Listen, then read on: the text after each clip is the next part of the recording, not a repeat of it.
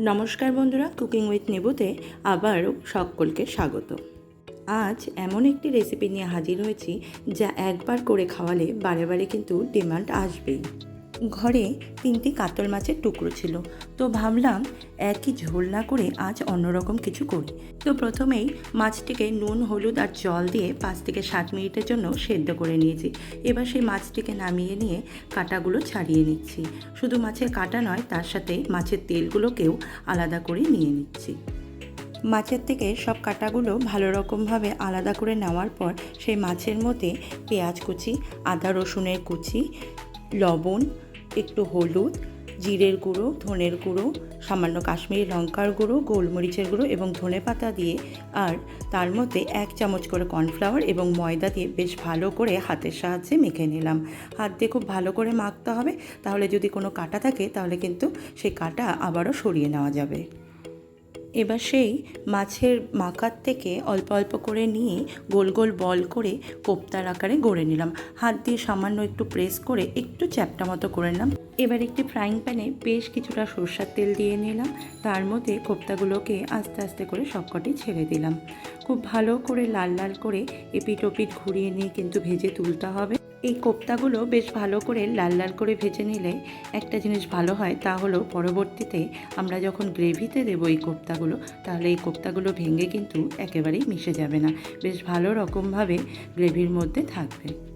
এবার সেই একই তেলে একটি বড় সাইজের পেঁয়াজ কুচি, 8-10 কোয়া রসুন, একটি টমেটো, 5-6টি কাজু বাদাম, 1 চামচ চারমগজ এবং 2টি কাঁচা লঙ্কা দিয়ে বেশ ভালো করে লাল লাল করে ভেজে নেব।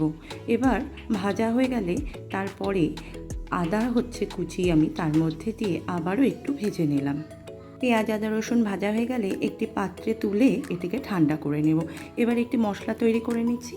বাটির মধ্যে 1.5 চামচের মতো টক দই নিয়ে নিলাম। তার মধ্যে সামান্য একটু হলুদ, কাশ্মীরি লঙ্কার গুঁড়ো, জিরের গুঁড়ো, ধনের গুঁড়ো এবং অল্প একটু জল দিয়ে বেশ ভালো করে মিশিয়ে নিচ্ছি। এখানে 1 চামচ করে আমি জিরের গুঁড়ো, ধনের গুঁড়ো মিশিয়েছি।